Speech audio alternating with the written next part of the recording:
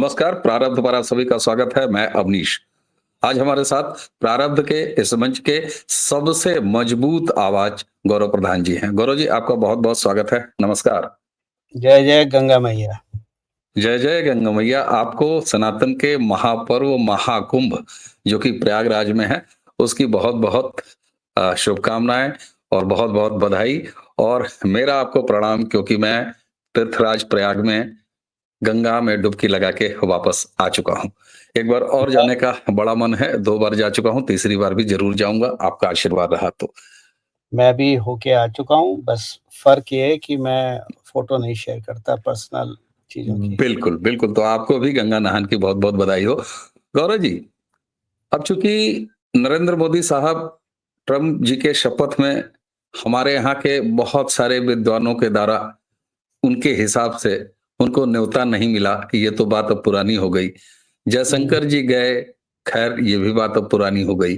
और इसलिए पुरानी हो गई कि जब हम ये बात कर रहे हैं, तो नरेंद्र मोदी जी वाया फ्रांस अमेरिकी अपने विजिट पे हैं, अमेरिका में उनका दौरा चल रहा है। हालाँकि ट्रम्प से मुलाकात से पहले वो जो नई-नई डायरेक्टर इंटेलिजेंस यूएसए की हैं तुलसी गबार्ड, जो कि खुद को सनातनी न सिर्फ कहती हैं, न सिर्फ हिंदू पहचान रखती हैं, बल्कि वो वोकल भी रही हैं, चाहे वो बांग्लादेशी हिंदुओं की प्रताड़ना रही हो या बाकी ऐसे तमाम मुद्दे रहे हों। नरेंद्र मोदी से पहले भी मिलती रही हैं, तो यूएस में ट्रम्प से मिलने से पहले वो तुलसी से मिले। बहरहाल, ट्रम्प जब सत्ता में आए अपने दूसरे कार्यकाल में, तो एक ट्रम्प वर्सेस मोदी या दोनों का तुलनात्मक ये अपेक्षाएं हमारे यहाँ बहुत ज्यादा बलवती हो गई। और ये हुआ कि साहब देखिए, धनाधन वो ऑर्डर साइन कर रहे हैं और कैसे ये पलट दिया, वो पलट दिया, ऐसा कर दिया, वैसा कर दिया।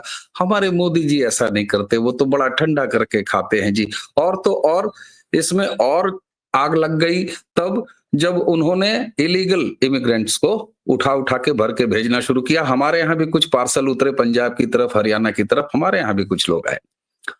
तो ये एक अपेक्षा क्या भारत के लोकतंत्र या भारत का जो हमारा तरीका है उसके और अमेरिकन जो तरीका है उसको, दोनों को न समझ पाने के कारण है, या वाकई ट्रंप की स्टाइल मोदी को फॉलो करनी चाहिए या मोदी की स्टाइल ट्रंप को फॉलो करनी चाहिए? ये घमंजा क्या है? हमारे यहाँ क्यों इतनी उम्मीद लगा ली जाती है और मोदी वर्सेस ट्रंप ये क्यों खड़ा किया जाता है? गौरव जी। पहली बात तो जो आपने सबसे पहला सेंटेंस बोला तुलसी के बारे में, एक बात भारतीयों को समझनी चाहिए जो भारत में रहते हैं, कि तुलसी सनातनी है, सनातनी मान्यता मानती हैं, सनातन के हिसाब से रहती हैं, सब कुछ चाहिए उनका धर्म किसी भी व्यक्ति का पर्सनल होता है। लेकिन अंततः तुलसी अमेरिकन है। तुलसी की पहली प्रायोरिटी अमेरिका है। आपकी नौकर नहीं है। आप जो अ, मतलब 12वीं फ्लोर से जो लोग कूद रहे हैं ना, छज्जे पे से नौटंकी कर रहे हैं कि तुलसी ये, तुलसी वो, मैंने पहले दिन बोला है ये। चाहे वो बॉबी जिंदल की बात रही हो, चाहे वो दूसरे की बात रही हो या तुलसी की रही हो, कि पहले वो अमेरिकन हैं, वो भारतीय नहीं है। उनका पहला इंटरेस्ट अमेरिका है। खैर, आगे बढ़ते हैं। एक मेरी अवनीश भाई एक बहुत पुरानी लाइन है जो मैं हमेशा कहता हूँ, और किसी को शब्दों पे बुरा मानने की ज़रूरत नहीं है, क्योंकि हमारे यूपी में वो एक नॉर्मल शब्द है जो बुजुर्ग भी इस्तेमाल करते हैं, बच्चे भी इस्तेमाल करते हैं, गाँव वगैरह में, हमारे शहरों में इस्तेमाल होता है। तो इसके लिए मेरे को उस पे सर्टिफ़िकेट कोई ना दे, इसलिए मैं पहले डिस्क्लेमर बोल रहा हूँ, लेकिन अब मैं वो लाइन बोलता हूँ जो मैं हमेशा बोलता हूँ। ये देश चुनौतियों से नहीं, चूतियों से परेशान है। हर बात पे मोदी को ट्रम्प से कंपेयर करना, हर बात पे ट्रम्प को मोदी से कंपेयर करना, और ये कोई आम जनता नहीं कर रही है। वो करे तो समझ में आता है कि भाई ठीक है, उनको इतनी जानकारी नहीं है, वो करते हैं। ये वो मठाधीश हैं, यूट्यूबर्स हैं, ट्विटर के मठाधीश हैं, जो ये शब्दों का प्रयोग करते हैं और लोगों को भड़काते हैं। इन मूर्खों को ये समझ में नहीं आता कि प्रेसिडेंशियल फॉर्म ऑफ गवर्नमेंट और संसदीय फॉर्म ऑफ गवर्नमेंट में ज़मीन आसमान का फ़र्क है। अमेरिका प्रेसिडेंट को अपॉइंट करता है और प्रेसिडेंट जिसे चाहे ठीक समझे, प्राइवेट सेक्टर से, पब्लिक सेक्टर से, पॉलिटिशियन से वो अपना एडमिनिस्ट्रेशन अपॉइंट करता है, अपने मिनिस्टर्स अपॉइंट करता है, जिसको वो सेक्रेटरी बोला जाता है। भारत में हम अपने अपने रिप्रेजेंटेटिव इलेक्ट करते हैं, एमपी के फॉर्म में, एमएलए के फॉर्म में, और वो जाके आगे प्रधानमंत्री या राष्ट्रपति का चुनाव करते हैं और जो बाकी संसदीय पोस्ट हैं उनका चुनाव होता है। ये बेसिक है। तो मोदी प्रेसिडेंशियल ऑर्डर साइन कर सकते हैं, लेकिन ट्रम्प प्रेसिडेंशियल ऑर्डर साइन कर सकते हैं जो उनकी कानून में, उनके संविधान में मान्यता है। लेकिन भारतीय संसदीय प्रणाली होने के कारण प्रधानमंत्री कोई भी ऑर्डर साइन नहीं कर सकता। भारत में जो तरीका है वो है ऑर्डिनेंस लाने का, लेकिन ऑर्डिनेंस को भी चैलेंज किया जा सकता है और 6 महीने के अंदर ऑर्डिनेंस भारत की दोनों संसदों से पास होना चाहिए, तभी वो वैलिड होता है, वरना वो गिर जाता है। तीसरी बात, ट्रम्प सामने से बंदूक चलाते हैं क्योंकि वो प्रेसिडेंशियल फॉर्म ऑफ गवर्नमेंट है, पब्लिक ने प्रेसिडेंट को अपॉइंट करा है। मोदी सामने से बंदूक नहीं चला सकते क्योंकि उनको भारतीय जनता पार्टी के घटक दल और पूरी एनडीए ने एक प्रधानमंत्री के रोल के लिए अपॉइंट करा है। चौथी बात, ट्रम्प के सीधा होके बंदूक चलाने का नतीजा ये था कि पिछले टर्म में उनको मैनिपुलेट करके उठा के बाहर फेंक दिया था। लेकिन मोदी के काम करने का तरीका ये है कि कुछ भी कर लें, लेकिन पिछले 3 टर्म से नरेंद्र मोदी भारत में हैं। ट्रम्प तीसरी टर्म नहीं आ रहे। अनलेस एंड अनटिल, जब तक उनके कानून में संशोधन नहीं होता है, ट्रम्प तीसरी टर्म में नहीं आ सकते।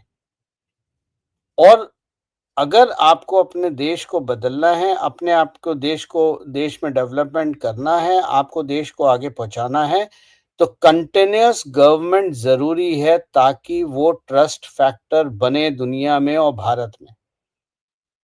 एक टर्म आपका, एक टर्म मेरा, एक टर्म आपका, एक टर्म मेरा, ऐसे करके देश आगे नहीं बढ़ता, पॉलिटिकल पार्टीज आगे बढ़ती है। तो ये जो मठाधीश हैं यूट्यूब पे और ट्विटर पे, ये बेसिक डिफरेंस भी इन्हें पता नहीं है, ये केवल लोगों को भड़काते हैं। और रहा सवाल अमेरिका का और भारत का, दो विभिन्न देश हैं, दोनों की अपनी चुनौतियां हैं, अपनी अपनी चुनौतियों को उनको अपने तरह से हैंडल करना है। भारत सबसे बड़ी डेमोक्रेसी है, 140 करोड़ का देश है, इतने बड़े देश को चलाना नी जर्क रिएक्शन से नहीं चलता है, देश टूट जाएगा। आपको अच्छा लगे या बुरा लगे, पर देश भारत सबको साथ लेके ही चल सकता है, सबको अलग अलग लेके नहीं चल सकता। आप लोगों को बुरा लगे वो आपकी मर्जी है, मेरे को उसमें कोई दो राय नहीं है। मैं सही बताऊं, मैं बड़ा खुश होता हूं।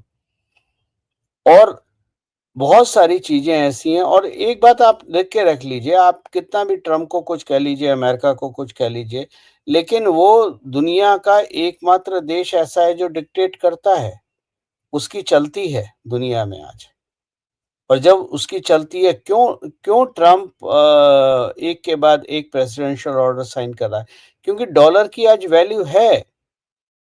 ट्रेजरी बॉन्ड्स बहुत सारे देशों ने खरीद रखे हैं, डॉलर की प्रभुसत्ता है। ये अलग बात है कि धीरे धीरे डॉलर की डोमिनेंस खत्म हो रही है, लेकिन खत्म हुई नहीं है, हो रही है। तो आज भी डॉलर डोमिनेंस में है, और जब आपकी करेंसी डोमिनेंस में होती है तो वहाँ की जो सरकार है उसका उसका अपर हैंड रहता है। तो हो सकता है मैंने आपके प्रश्न का पूरा जवाब दे दिया हो, लेकिन मेरा सभी दर्शकों से निवेदन है कि अपने ज्ञान के चक्षु खोलिए, कुछ अच्छी बातें सुनिए, किसी भी दे बात पे भड़कने से पहले उसकी उसकी बेसिक जो फंडामेंटल्स हैं, वो समझने की कोशिश कीजिए, तभी आप सही आकलन लगा सकते हैं।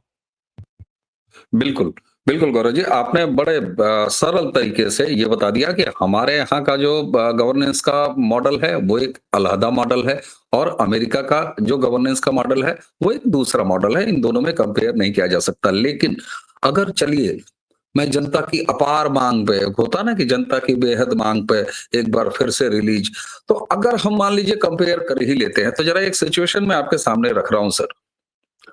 हमारे यहाँ भारत में हमने जब से होश संभाला तब से कश्मीर अलग जाएगा, कश्मीर ये, कश्मीर की आज़ादी, है ना? हमें क्या चाहिए? हमें कश्मीर की आज़ादी चाहिए, ठीक है साहब। लेकिन नरेंद्र मोदी ने बड़े आराम से 370 और 35 ए नाम की चीज खत्म की और कश्मीर आजाद होगा, ये होगा, वो सपना हमेशा के लिए खत्म हो गया। अब बात अगर ये होती है तो सिर्फ इतनी कि पीओजे जो पाकिस्तान के पास है वो हमारे पास कैसे आएगा, यही अब कश्मीर के हवाले से बात होती है। अब जरा यही ट्रंप के सामने रख लीजिए, ट्रंप जी दूसरी बार आए और उनका एक बड़ा स्टेट कैलिफोर्निया, वो जो है आजाद कैलिफोर्निया की मांग उठ हो चुकी है। अब ट्रंप उसको कैसे हैंडल करेंगे, ये ट्रंप का अपना तरीका है। मोदी जी कैसे हैंडल किए, ये सामने रखना है। तो ये कंपेयर क्यों नहीं किया जाता? यहां तो मोदी जी कहीं बाहर, मतलब बहुत अलग दिखाई देते हैं, बहुत ऊपर दिखाई देते हैं ट्रंप के मुकाबले। तो अगर मैं कंपेयर भी करना है तो हम इतने आत्मग्लानि में क्यों होते हैं? हमारे अंदर इतनी कुंठा क्यों भरी होती है? ज्यादातर विपक्षी तो विपक्षी छोड़िए, जो सो कॉल्ड राष्ट्रवादी खेमा है, वह भी चीजों को ठंडे तरीके से नहीं देखना चाहता। जी।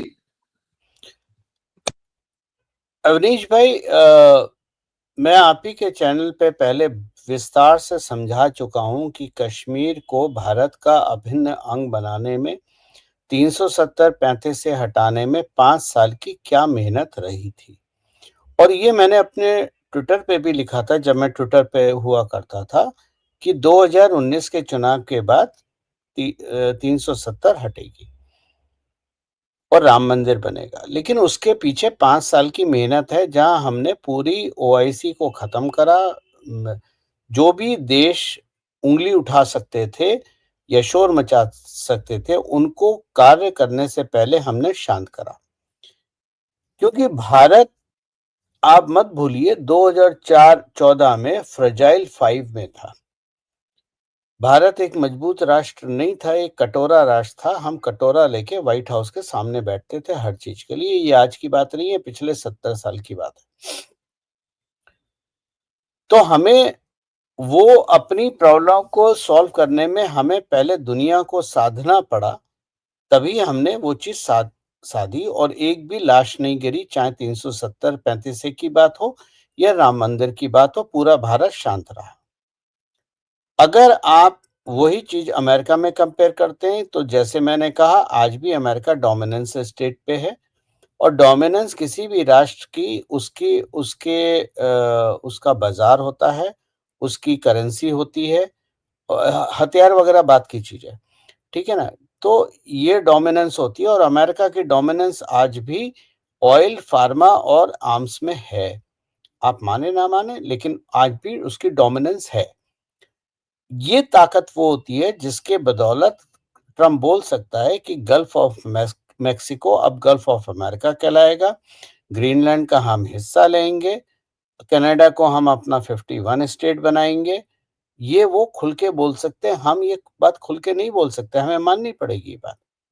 क्योंकि अगेन हम एक डेमोक्रेटिक, भारत में कितनी पॉलिटिकल पार्टी चुनाव लड़ती हैं? जरा सोचिए आप।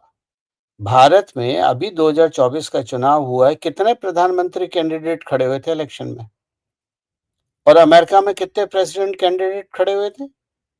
तो देखिए, हर चीज़ को अमेरिका से जोड़ के ना देखा जाए, वो ज़्यादा तसल्ली के लिए अच्छा होगा, आपके दिल दिमाग के लिए अच्छा होगा।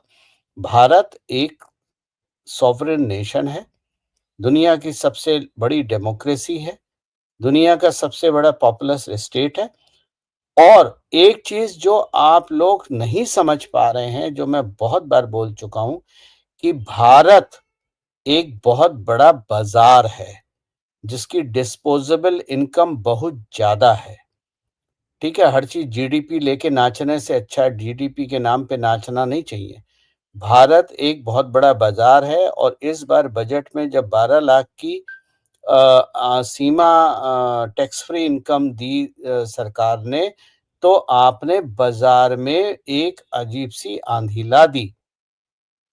अमेरिका बाज़ार नहीं है, अमेरिका बहुत छोटा है, 300 मिलियन 30 करोड़ लोगों का बाज़ार है, इससे ज़्यादा का बाज़ार नहीं है। ठीक है? तो आने वाले वक़्त में बहुत सारी चीज़ें बदलेंगी। अगले 5 वर्ष, जैसा कि मैंने पिछले साल भी बोला था, कि अगले 5 वर्ष बहुत कुछ होने वाला है, बहुत कुछ होगा। भारत अपनी जगह बना रहा है विश्व गुरु की और वो बना के रहेगा। बिल्कुल साहब। और जिस तरीके से अमेरिकी दौरा शुरू करते ही तुलसी दर्शन किया, मैं इसे सांकेतिक रूप में कह रहा हूँ, तुलसी दर्शन से शुरुआत किया प्रधानमंत्री ने, तो ये बताता है कि जो इंटरनेशनल डिप्लोमेसी है या भारत की जो विदेश नीति है, कहीं वो एक सनातनी मूल्यों पर चल पड़ी है। और विदेश नीति में जब सनातन जमीन पर विदेश नीति खड़ी हो, तो हमारे प्रधानमंत्री तो सनातनी जीवन को जीने वाले व्यक्ति हैं। जी। तुलसी क्या है? तुलसी आप आज एक डायरेक्टर इंटेलिजेंस है ना, तुलसी के अंडर क्या आता है? जितनी भी इंटेलिजेंस एजेंसी हैं, जितनी भी लॉ एनफोर्समेंट एजेंसी हैं, वो सब तुलसी के अंदर है। सीक्रेट सर्विस भी उनके अंडर है, सीआईए, बहुत सारी और भी एजेंसीज़ उनके अंदर हैं, वो इंटेलिजेंस की हैं। अगर गिना जाए तो 18 के आसपास एजेंसीज़ हैं, जिसकी हेड हैं एक डायरेक्टर के तौर पर तुलसी। जी। ठीक है? 18 एजेंसीज़ की हेड हैं। भारत में किनके पीछे आग लग गई अब? तो वही मैं बोल रहा हूँ कि हर चीज़ सोशल मीडिया पे गाजा बजा के शोर मचाने की ज़रूरत नहीं है। कुछ चीज़ें शांति से मज़े लीजिए, धीरे-धीरे मज़े लीजिए।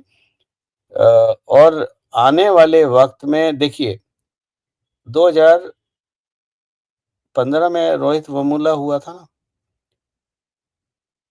उसके बाद अवार्ड वापसी हुआ, उसके बाद बीच में बहुत सारे और हुए, फिर आपका शीन बाग हुआ, शाहीन बाग दिल्ली में, फिर आपका फार्मर प्रोटेस्ट हुआ। और मैंने रोहित वेमुला से लेके फार्मर प्रोटेस्ट तक बराबर एक बात बोली कि ये सारे प्रोटेस्ट केवल मोदी को सत्ता से हटाने के लिए हैं और ये अमेरिकन कबाल के द्वारा फंडेड हैं, यानी यूएसएड। आज वो बात साबित हो रही है ना। बिल्कुल। जो राहुल गांधी हमेशा बोलते हैं मणिपुर जाओ, मणिपुर जाओ, मणिपुर जाओ। क्यों बोलते हैं राहुल गांधी मणिपुर जाओ प्रधानमंत्री के लिए? क्योंकि मणिपुर में जो मिलिटेंट हैं, उनके पास वो स्नाइपर राइफल हैं जो जो ऑर्डिनरी राइफल नहीं है, जो अमेरिकन फोर्सेस के पास होती है, वो है। अगर भीड़ में मोदी को मार दें, तो आप ब्लेम किसको करेंगे? आप मोदी को मणिपुर भेज के वही करना चाह रहे हैं जो आपने राजीव गांधी को श्रीपेरुम्बदूर भेज के करा था। और इन सब के पीछे वही कबाल है। देखिए, अब आप जैसे ही अमेरिका की सरकार बदली है और ट्रम्प का ताबड़तोड़ काम करना शुरू हुआ है, जितना लेले गैंग है भारत में, लिबरल गैंग है, इन सब की आवाजें बंद हो रही हैं।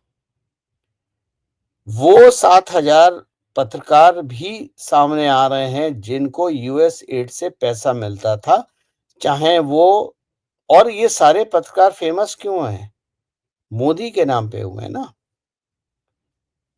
चाहे वो हों जो ये हिंडन रिवर में ढूंढने गए थे, या सलीम की गर्लफ्रेंड हो जो 7 बार अबॉर्शन करा चुकी हैं।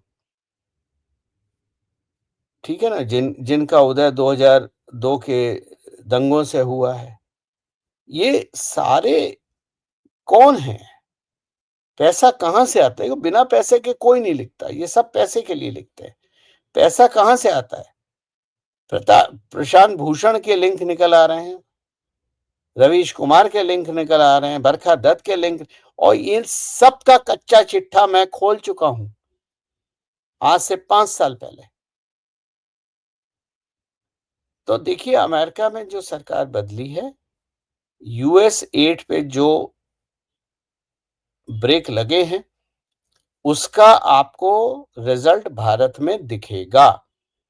और तुलसी के डायरेक्टर इंटेलिजेंस बनने पे अब जी भारत के साथ इंटेलिजेंस शेयरिंग बहुत ज्यादा होगी। अब यहाँ पर एक चीज बड़ी इंटरेस्टिंग है। अमेरिका में इलीगल भारतीयों की संख्या लगभग 7 लाख है।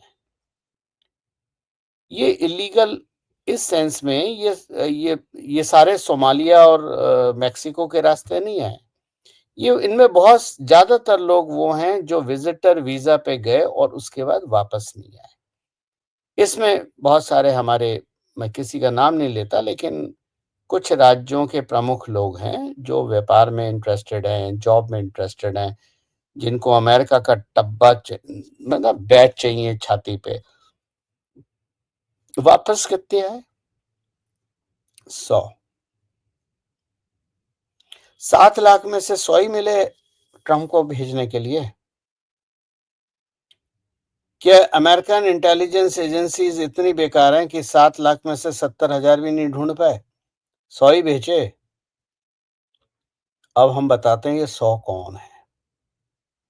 ये 100 में से ज्यादातर वो हैं जो मोस्ट वांटेड भारत के क्रिमिनल हैं, जो अमेरिका में जाके छिप गए थे, जो अमेरिका से वापस नहीं आ रहे थे। उनको लामबंद करके एक हवाई जहाज में भर के भारत में उतार दिया। जब भारत में उतरे तो एयरपोर्ट पे कौन था? भारत की इंटेलिजेंस एजेंसीज। एक एक को धरा गया है, एक एक को धरा गया है। तो देखिए, पर्दे के पीछे बहुत कुछ ऐसा होता है जो पब्लिक में नहीं आता है, और इसीलिए मैंने हमेशा एक बात बोली है जब आप लोग उछल कूद मनाते हैं कि अपने नेतृत्व पे विश्वास करना सीखिए। बिल्कुल। गौरव आपका जी, नेतृत्व आपका गौरव जी, यहाँ नेतृत्व ये आपकी बात मैं रोक रहा हूँ। आपकी बात मतलब वाकई इस तरफ ध्यान जाना चाहिए। अगर वो 100 बेचारे मासूम थे, कमाने खाने गए थे, तो आज सोशल मीडिया का दौर है, किसी का एक डॉगी खो जाता है तो सोशल मीडिया पर वायरल हो जाती है तस्वीरें। आखिर वो 100 लोग अपनी कहानियां क्यों नहीं कह रहे? वो 100 लोग ट्विटर पे क्यों नहीं घूम रहे? वो 100 लोग सोशल मीडिया पर क्यों नहीं घूम रहे हैं कि अरे अरे हमारे साथ ये हो गया, हमारे साथ वो हो गया? ये तमाम जो इकोसिस्टम वाले जर्नलिस्ट हैं, वो क्यों नहीं दर्द बता रहे? ये बात बिल्कुल गौर करने वाली बात है कि आखिर वो 100 गौर लोग कौन हैं? गौर करने वाली बात एक और है जो आप लोग गौर नहीं कर पा रहे हैं। हवाई जहाज दिल्ली में नहीं उतरा था, हवाई जहाज पंजाब में उतरा था। पंजाब में सरकार किसकी है? और पंजाब में उतरने के बाद ठीक है, एयरपोर्ट अथॉरिटी भारत सरकार के अंडर आती है, पंजाब सरकार के अंदर नहीं आती है, लेकिन बाहर की सड़क तो पंजाब सरकार के अंडर आती है। भाई, एयरपोर्ट से बाहर निकलोगे तो सड़क जो है वो तो पंजाब सरकार की है ना। तो ये पंजाब सरकार के जो मुख्यमंत्री हैं, ये किसके साथ काम कर रहे हैं? ये बात मैं बहुत पहले बोल चुका हूं, आज की बात नहीं है, कई महीने पहले बोल चुका हूं कि जो पंजाब के मुख्यमंत्री हैं, पंजाब के मुख्यमंत्री ने दिल्ली के उस समय के मुख्यमंत्री को तिलांजलि दे चुके हैं। दिल्ली में जो हुआ सो हुआ, अब जो होगा वो पंजाब में होगा। और देखिए, ये कुछ डीलें होती हैं पर्दे के पीछे। राजनीति में कोई दुश्मन नहीं होता, कोई दोस्त नहीं होता, सब अपनी सहूलियत के लिए काम करते हैं। ये अलग बात है कि भाजपा के प्रधानमंत्री राष्ट्र की सहूलियत के लिए काम करते हैं। और दिल्ली का बड़ा अच्छा एग्रीमेंट था, हम दिल्ली लेते हैं, तुम पंजाब ले लो। आने वाले वक्त में यही होगा। बिल्कुल, इसका मतलब है कि अघोषित रूप से पंजाब में एनडीए की सरकार चल रही है और जो एक अंडरस्टैंडिंग दिखाई देती है, मैंने मैं मैंने अघोषित कहा मैंने। मैं हमेशा एक बात बोलता हूँ, या तो सरकार बीजेपी की होती है या सरकार अमित शाह और नरेंद्र मोदी की होती है। ठीक बात है। तीसरी सरकार किसी की नहीं होती है। बिल्कुल ठीक बात है। अच्छा, ये आज आपने का एक तरफ हाँ, ये आज का भारत है। ये बदला हुआ भारत है। अच्छा, आपने एक तरफ इशारा किया और ये साफ तौर पर दिखाई भी दे रहा है कि जैसे ही जो सोरस वाली सरकार थी या जो कबाल वाली सरकार थी या आप कह सकते हैं कि एंटी इंडिया जो एस्टेब्लिशमेंट था, जब तक वो यूएस में सत्ता में था, तब तक उसके यहाँ वाले पपेट जो कि एक राष्ट्रीय नेशनल पपेट हैं, राहुल गांधी, और उसी के साथ एक छोटा बुलबुला भी था जो अभी दिल्ली में निपट गया है। तो इस तरह के तमाम लोग और उसके साथ कांग्रेसी इकोसिस्टम, ऐसा लग रहा है कि फ्यूल सप्लाई बंद हो गई और यहां तक लग रहा है कि ये वही राहुल गांधी हैं जो संसद का सत्र शुरू होता था और अपने मालिकों से आए हुए जो प्रश्न पत्र हैं उनको हल करना शुरू करते थे। लेकिन प्रधानमंत्री ने इस बार बजट सेशन में कहा कि ये 10 सालों में पहली बार हो रहा है कि राहुल गांधी जो है वो बदले हुए दिखाई दे रहे हैं, ऐसे लग रहा है जैसे बेरोजगार हो गए हैं। तो ये पूरा इकोसिस्टम और ये सारा कुछ इनके लिए तो अगला 3 साल, क्योंकि 4 साल का टर्म है साहब, और तब तक 2029 आ जाएगा। तो आखिर इस देश में विपक्ष नाम की कोई चीज रहेगी भी कि बस ये इनके हिस्से मुहर्रम ही रहने वाला है? पिछले 10 साल में भारत में विपक्ष है कहाँ?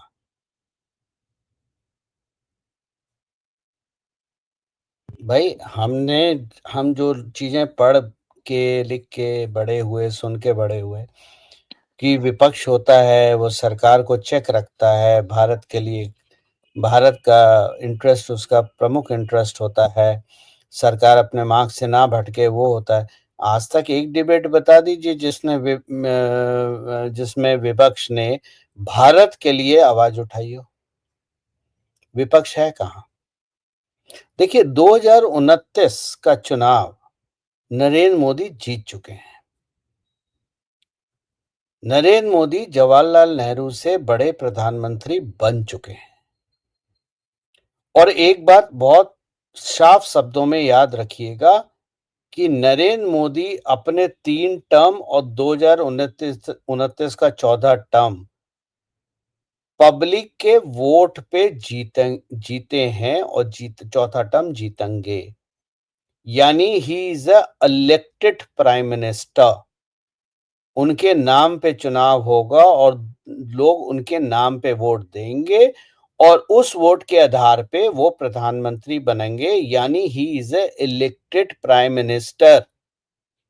जवाहरलाल नेहरू अपने जीवन में कभी भी इलेक्टेड प्राइम मिनिस्टर नहीं थे। He was a selected prime minister.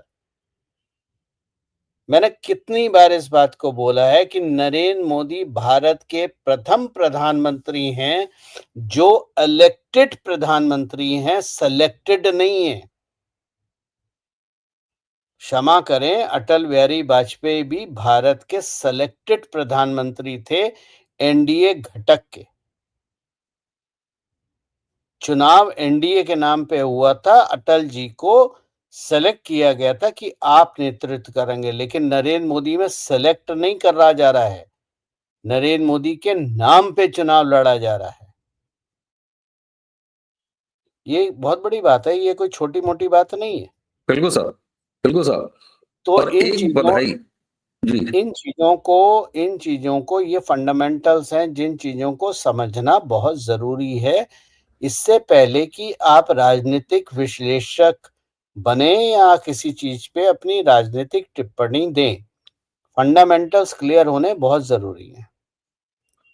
बिल्कुल ठीक बात है। और बातचीत के अंतिम हिस्से के लिए मैंने एक बधाई आपके लिए बचा के रखी हुई थी। लीजिए मेरी तरफ से वो बधाई स्वीकार कीजिए। मणिपुर में नए मुख्यमंत्री की ज़रूरत है, वैकेंसी खाली हुई है। मैं दिल्ली नहीं बन में रहा, भारत मैं नहीं जा रहा। नहीं, मैं आप गैर राजनीतिक व्यक्ति हैं, तो आप निश्चित रूप से नहीं बनेंगे। लेकिन एक तरफ दिल्ली में मुख्यमंत्री खोजने की कवायद चल रही है भाजपा की, तो भाजपा एक दूसरा मुख्यमंत्री वो मणिपुर में खोज रही है। और आपकी पूर्वोत्तर की यात्राएं, और आप ये वीडियो के डिस्क्रिप्शन में वो वीडियो चर्चा पड़ी रहेगी, लिंक दर्शकों जरूर देखिएगा, जहां पर गौरव जी ने हमारे साथ बातचीत करते हुए कहा था, और मैंने ये प्रश्न पूछा था कि आखिर क्या मुख्यमंत्री इतने बड़े हो गए हैं, क्या मुख्यमंत्री को नहीं बदला जा सकता? क्योंकि गौरव जी ने कहा कि सारी गलती मुख्यमंत्री की है, और वो मुख्यमंत्री वहां पर ये सारी प्रॉब्लम क्रिएट कर रहा है, वो जिम्मेदार है। और गौरव जी 2-3 यात्राएं किए और मुख्यमंत्री बदल गया, तो ये बधाई आपको बनती तो है। अब ये चाहे तीर हो या तुक्का हो, मैं नहीं जानता, मैं नहीं कहता, क्योंकि ये आपका डोमेन है, आप ही उसको बता सकते हैं। लेकिन दस एक चीज दस और साल देखी है। से 10 साल से हर बार मैं क्या तुक्का मार रहा हूँ? नहीं, ये देखिए, आप क्रेडिट लेते नहीं है, तो मैंने भी इसीलिए तीर भी दिया आपकी तरफ और तुक्का भी दिया, दोनों दे दिया। अब ये आपके ऊपर है, क्योंकि मैं क्यों इस चीज का वो जिम्मेदार बनूं कि साहब मैंने ब्रेक कर देखिए दिया। देखिए प्रभु देखिए प्रभु, मैं एक कॉमन आदमी हूँ, एक आम इंसान हूँ।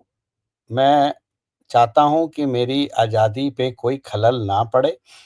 मैं आज भी शॉर्ट्स पहन के समोसे लेने चला जाता हूँ और मुझे कोई नहीं पहचानता, इससे अच्छी बात कोई हो नहीं सकती। वरना अगर पहचानने भी लगे, मेरे एरिया में भी लोग मुझे पहचानने लगे ना, तो मेरा निकलना दूभर हो जाएगा और मेरे समोसा खाने की आज़ादी पे खलल पड़ेगा, क्योंकि मैं ज़ोमैटो वगैरह से समोसे नहीं मँगाता हूँ, मैं खुद जाता हूँ लेने। या तो मैं जाता हूँ या मेरी पत्नी जाती है, बट हम खुद जाते हैं। तो देखिए, मेरी प्रायोरिटी मेरे समोसे, मेरे छोले-भटूरे, मेरे पकौड़े हैं। किसी और की प्रायोरिटी फ़ेम होगी, मुझे नहीं चाहिए। मणिपुर में समोसे मिलते हैं क्या? मैं गया हूँ अरे मणिपुर। बहुत अरे बहुत बढ़िया समोसे मिलते हैं, हमारे साथ चलिए, हम आपको फ़ौज के समोसे खिलाएँगे। हमारे ज्यादातर फ़ौजी ज्यादातर कुक हमारे समोसे। बिहारी भाई लोग, हाँ, बिहारी हमारे बंधु जो है वो वहां पर बड़े अच्छे समोसों की दुकान लगाते हैं। मैंने अरे खुद, मैं नॉर्थ ईस्ट रहा अरे हूँ, अरे आपको पता ही नहीं है। अरे नहीं प्रभु, हम आपको गैरिसन में ले जाके समोसे खिलाएँगे, आप बोलिए आपको क्या खाना है? बिल्कुल। अच्छा, एक चीज आपने जैसे ही कहा कि जब से ट्रंप आए हैं तब से यहाँ पर हम लोगों ने बात ही किया, इसके पहले भी बात किया, वो साफ तौर पर दिखाई भी देता है। राहुल गांधी हो, अरविंद केजरीवाल हो, पूरा इकोसिस्टम हो, ऐसा लग रहा है कि बेरोजगार हुआ पड़ा है। ऐसे लग रहा है कि जैसे जो है ना, सुहाग उजड़ गया है। हालांकि मैं किसी महिला का सम्मान नहीं करना चाहता, लेकिन एक चीज मणिपुर के हवाले से, मणिपुर पर भी कांग्रेस की खुजली काफी कम हो गई है। और इससे पहले आपके साथ ही हमने डिस्कस किया था कि क्या स्ट्रेटेजिक पोस्टिंग राज्यपाल के रूप में न सिर्फ मणिपुर, उसके बगल में मौजूद मिजोरम में नरेंद्र मोदी ने जो 5 राज्यों के राज्यपाल बदले थे, जिसमें बिहार भी था, और स्पेशली हम लोगों ने 2 राज्यों के पर बात किया था, जहां एक जगह भूतपूर्व हमारे होम सेक्रेटरी उनको अपॉइंट किया, और दूसरी जगह तो सीधे सीधे जनरल साहब को उतार दिया। तब से राहुल गांधी एंड गैंग की मणिपुर खुजली, उसमें काफी कमी आई है। और तो और अब मुख्यमंत्री की सीट भी वैकेंट है। तो ये खुजली आखिर, ये भी कांग्रेस नहीं पूछ रही कि भाई आप मणिपुर का मुख्यमंत्री क्यों हटा दिया, आप किसको बनाओगे, आप नहीं पूछ रही। आप एक चीज़ देखिए, सबसे बड़ी जो पिछले 1 महीने, डेढ़ महीने में जो सबसे बड़ा कांड हुआ है, पिछले 1 महीने में, आप समझ 1 महीने से कम समय है, 20 तारीख को ट्रंप ने ओथ ली थी। जो पिछले 20 दिन में जो काम हुआ है, वो सबसे बड़ा काम ये हुआ है कि यूएस एड नाम की संस्था पे ब्रेक लगे। और इसका रिपरकशंस आपको केवल भारत में ही नहीं, मणिपुर में ही नहीं, आपको इसके रिपरकशंस बांग्लादेश में भी दिख रहे हैं, श्रीलंका में भी दिख रहे हैं, नेपाल में भी दिखेंगे, पाकिस्तान में भी दिखेंगे। भारत के लिए गोल्डन पीरियड है अपनी लॉस्ट टेरिटरी को गेन करने की। मेरी बात पे ध्यान दीजिए। जब ट्रम्प बोलते हैं गल्फ ऑफ मेक्सिको को गल्फ ऑफ अमेरिका, जब वो ग्रीनलैंड की बात करते हैं, जब वो कनाडा की बात करते हैं, जब वो और जगह की बात करते हैं, तो वो ये कह रहे हैं कि भारत, नरेंद्र मोदी, आप पाकिस्तान की बात कीजिए, आप बांग्लादेश की बात कीजिए। तो बहुत सारी चीज़ें अगले 4 साल में बदलेंगी और याद रखिए अगला यूएस इलेक्शन और अगला भारत का इलेक्शन एक साथ है। बिल्कुल, ये संजोग मैं जोड़ के रखा हूँ 2029। बिल्कुल सही बात कह रहे हैं आप, ये संजोग है। तो अच्छा, जी, 2029 में किसी माई के लाल की हिम्मत नहीं है नरेंद्र मोदी सरकार को हरा सके। बिल्कुल ठीक बात है। और 2022 का 1 सेकंड दीजिए, मैं आपको अपना 2022 की एक पोस्ट आज मैंने अपने टेलीग्राम चैनल में डाली है, स्क्रीनशॉट डाला है, ठीक है? ये एग्ज़ैक्ट डेट इसकी 2022 की है। 1 सेकंड दीजिए, मैं आपको बताता हूँ क्या लिखा था मैंने और वही हुआ है, ठीक जी, है? जी। आज बहुत ज़्यादा पोस्ट लिख दी है मैंने, क्षमा करें मुझे मिल नहीं रही है अभी, आज कुछ ज़्यादा ही लिख दिया है मैंने। 1 सेकंड भाई। जी, जी, बिल्कुल। ये बात तो है कि बहुत सारी चीज़ें बदलते हुए दिखाई दे रही हैं। बहुत सारी चीज़ें बदलते हुए दिखाई दे रही हैं और मतलब ये कोई संयोग नहीं है, ये ना ही ये प्रयोग है। ये चीज़ें हमेशा से थीं और इनके बारे में मैंने ज़िक्र भी करा था अच्छी तरह से कि ऐसा ही होगा। और 2022 में मैंने, क्षमा कीजिए मिल नहीं रही है, लेकिन मैं आपको जी, क्रक्स कोई बात बता नहीं। देता जी, हूँ। मैंने बिल्कुल। लिखा था कि भारत में मोदी हैं और नेतन्याहू वापस आ गए हैं और ट्रंप वापस आएँगे और पुतिन अपनी जगह पे हैं। ये चारों ये चारों आने वाले समय में हाँ, ये रही report. Uh, 1 second. Bibi to return, मैंने लिखा था बीबी टू रिटर्न, बीबी बोलते हैं नेतन्याहू को। हुँ, हुँ। फिर लिखा था Trump to return, Putin already in place, Modi is well placed, nationalist will return and rule the world. और ये हो रहा है, ये होते हुए यही दिखाई दे रहा है। यही हो रहा इसलिए है। मैंने और मणिपुर की बधाई आपको दी, मैंने अयूँ बधाई आपको नहीं दी। और वो चर्चा वाला वीडियो यहीं डालेंगे, इसी के डिस्क्रिप्शन में डालेंगे। एक चीज़ तो तय है दर्शकों, जो देखिए, कुछ भी बधाई-वधाई अलग चीज़ है। मैं इन चीज़ों में बधाई-वधाई में नहीं जाता हूँ। आपने दी उसका बहुत-बहुत प्रणाम। आपने कम से कम मेरी बात को याद रखा। लेकिन बधाई के पीछे सबसे बड़ी बीमारी ये होती है कि कुछ लोगों के पिछवाड़े में आग लग जाती है यार। और फिर वो मेरी नींद हराम करते हैं और मुझे अपनी नींद बहुत प्यारी है, मेरे को अपने समोसे बहुत प्यारे हैं, मेरे को अपनी आज़ादी बहुत प्यारी है। बिल्कुल ठीक बात है। और आज़ादी निश्चित रूप से सबको बहुत प्यारी है और मुझे लग रहा है कि पीओजे के भी उसकी आज़ादी भी उसको प्यारी लगेगी, सम जब भी मिलेगी, सम बहुत अच्छा समय लगेगा। पे समय पे समय पे। बिल्कुल सही बात, बिल्कुल ठीक बात है, सब कुछ समय पे।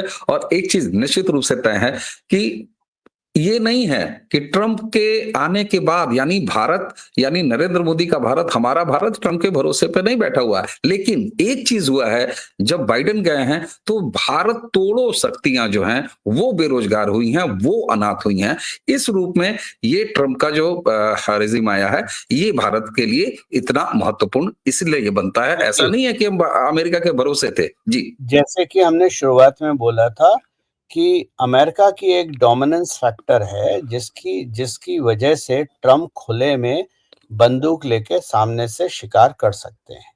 बिल्कुल ठीक भारत बात। की डोमिनेंस वैल्यू नहीं है, अभी नहीं है और इसका रीज़न पिछले 70 साल का इतिहास है जिसको दोहराने की ज़रूरत नहीं है। ये 70 साल का इतिहास है कि भारत का डोमिनेंस नहीं है, इसलिए नरेंद्र मोदी रात के वक़्त लैंड माइन भरी हुई फ़ील्ड में चुपचाप धीरे-धीरे चलते हैं, ताकि गल आप लोग, हम सब चाहते हैं ये कर दें, वो कर दें, जो लोग बोलते हैं ना ट्रम्प ने ये कर दिया, मोदी ने नहीं करा। इन लोगों को ये समझ में नहीं आ रही कि मोदी की टाँग एक बार किसी गलत लैंड माइन पे पड़ी ना, परखच्चे हाँ, उड़ जाएँगे। बिल्कुल ठीक और बात है, बिल्कुल ठीक। भारत वही 70 साल पीछे चला जाएगा, सारी मेहनत पे पानी फिर जाएगा। इसलिए नरेंद्र मोदी लैंड माइन वाली फील्ड में चल रहे हैं, मैदान में चल रहे हैं, जहां उन्हें एक-एक कदम बहुत सोच समझ के रखना है। बिल्कुल 2 सही बात है साहब। आपके साथ मैं उस दिन इलेक्शन रिजल्ट में था रिजल्ट पिछले के दिन। साल लखनऊ में, और मैं जो बात तब बोली थी वही बात मैं आज भी दोहरा रहा हूँ। 2040 बात हुई थी 400 पार की। अगर 2072 पार होती ना, तो भारत में 272। 272 पार होती तो भारत में एनआरकी कहीं नहीं हाँ थी। जी, ठीक बात। तैयार बैठे थे, भारत को जलाने के लिए तैयार बैठे थे, इलेक्शन कमीशन को जलाने के लिए तैयार बैठे थे। इस वक़्त भारत जल रहा होता है, तो देखिए नरेंद्र मोदी की, और यही कारण है अब मुझे नहीं पता, मुझे किसी ने बताया नहीं है कि नरेंद्र मोदी ने कहा 2040 पे रोक दो या 50 पे रोक दो। हो सकता है कैलकुलेशन रही, और यही कैलकुलेशन की वजह से चुनाव डिक्लेयर होने से कई महीने पहले नरेंद्र मोदी ने नीतीश कुमार और चंद्रबाबू नायडू को साध लिया था, ताकि ये नंबर कम जब होंगे, तब इन लोगों की सपोर्ट से हम वापस सरकार में आएँगे। और जिन लोगों ने बोला था कि 2040 के बाद अब नरेंद्र मोदी कमज़ोर सरकार में बैठे हैं, उनको 240 ये 240 क्षमा चाहता हूँ। कोई बात नहीं। 240 की सरकार में नरेंद्र मोदी कमज़ोर होके बैठे हैं। उनके मुँह पे बहुत बड़ा तमाचा है कि नरेंद्र मोदी कमज़ोर नहीं हुए बल्कि और पावरफुल हो गए। अगर कमज़ोर होते तो आज लोकसभा में वक़्फ़ बिल नहीं आता। बिल्कुल ठीक बात है। ऐसा कौन-सा काम है दर्शकों जो रुका है? बिल्कुल नहीं रुका है, लेकिन एक अपना तरीका होता है, एक हमारा विधान होता है और भारत को जैसा कि गौरव जी ने कहा कि बहुत सारे मुश्किलों के बीच में, और ये 1 दिन 2 दिन नहीं है, ऐसा नहीं है कि 2014 में अचानक ये सारी समस्याएँ चली आईं। साहब ये हमारा प्रारब्ध है पिछले 70-72 तमाम सालों का। इसी देश के हम ही नागरिकों ने 65 साल एक ऐसे खानदान को अपनी सत्ता, अपने देश की सत्ता सौंपते रहे, जिनके बारे में आज हम पानी पी-पी के उनको कोसते हैं। लेकिन आखिर कहीं दूसरे लोग नहीं आके चुनते थे सरकार।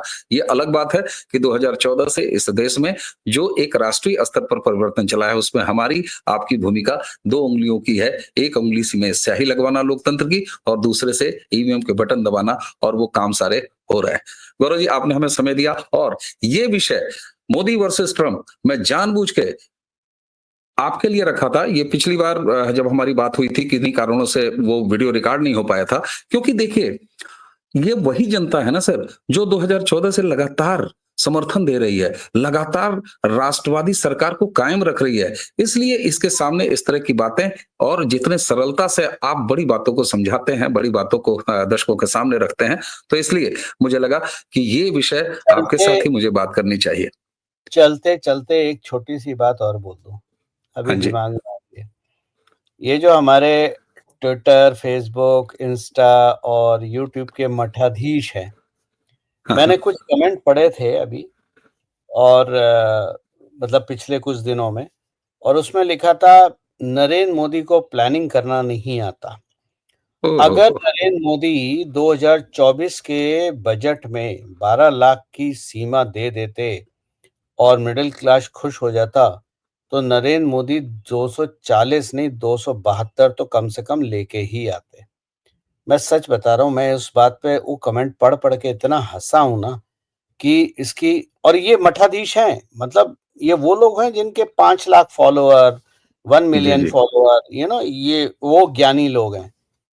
इन मूर्ख मठाधीशों को ये नहीं पता कि 2024 का बजट इंटरिम बजट होता है, पूर्ण बजट नहीं होता है। इंटरिम बजट में केवल खर्चों का बजट पास होता है। बिल्कुल सही बात इसमें है। कोई चीज़ प्रपोज़ नहीं करी जा सकती। लेकिन क्या करें, ये यूट्यूब वाले हैं और वैसे ही उनके फॉलोअर हैं बिल्कुल कि ठीक बात है। ये तो व्यापार प्रबंधन का एक छोटा-सा छात्र होने के नाते मैं जानता हूँ भई, इंटरिम बजट इसलिए पास कराया जाता है कि उसमें केवल जो है आपकी ट्रेजरी के काम रुके नहीं, वो सारी चीजें चलती रहें और ऐसा ना हो कि आपके जो ट्रेजरी के काम है वो रुक जाए। तो ये कायदे से देखा जाए तो 2024 का पहला बजट था जो इस बजट सेशन में नरेंद्र मोदी जी की सरकार ने प्रस्तुत किया है। गौरव जी, इतने कठिन विषय को इतने आराम से दर्शकों के सामने रखने का जो मैंने आपसे निवेदन किया था और आपके प्रयास को बहुत-बहुत प्रणाम। दर्शकों, इसी के साथ गौरव जी को भी धन्यवाद देते हैं और आप सभी से आज्ञा लेंगे। हमें और गौरव जी दोनों को आज्ञा दीजिए। नमस्कार।